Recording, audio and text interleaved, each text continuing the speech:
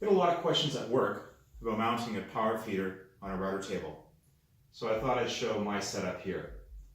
Here I have a JessEm Router Table with a quarter cable 7518 router and a Delta quarter horsepower power feeder. Now, the main reasons for using a power feeder on a router table are for increased quality of cut. Normally, as you manually feed material through the cutter, you reposition your hands, you change the pressure, you get some burn marks, the milling marks are completely inconsistent, but when you're using a power feeder, your milling marks are exactly consistent. Another advantage to using a power feeder on a router table is that you can climb cut, which is to feed the material in this direction. Now, be advised, this is a very bad idea to feed material through a router table by hand in this direction. The cutter is rotating like this, and quite likely, if you feed this by hand, the board will be pulled from your hands and shot across the room. Don't do this by hand.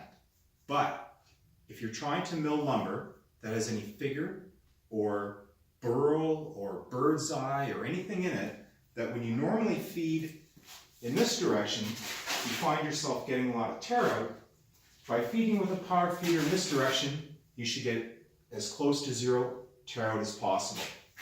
Now, I'm milling up some parts for a shelving unit I'm making. It's made out of white oak, and I want to put an 1¼ round over on it. Now, I was afraid if I milled the 1¼ round over in the normal direction, that it would tear out. It would just chunk the white oak out. So I've set my router table up here for climb cutting.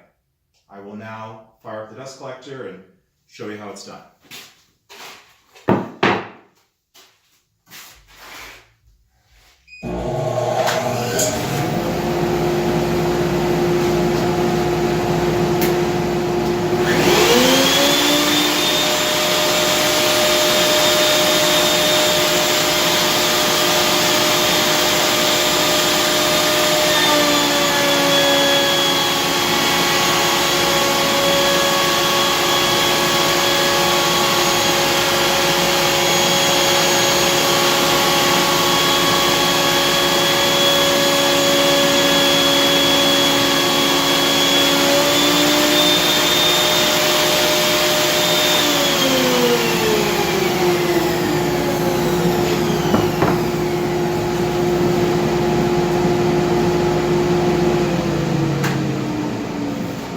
That is how you can successfully climb cut on a router table with a power feeder. You can see there's no tear out on this board. Thank you.